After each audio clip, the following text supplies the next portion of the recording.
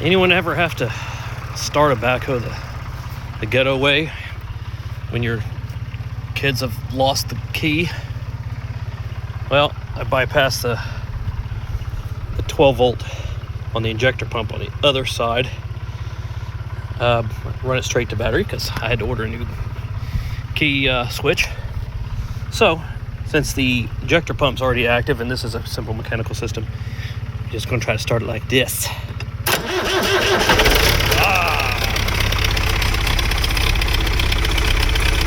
Little backhoe 101.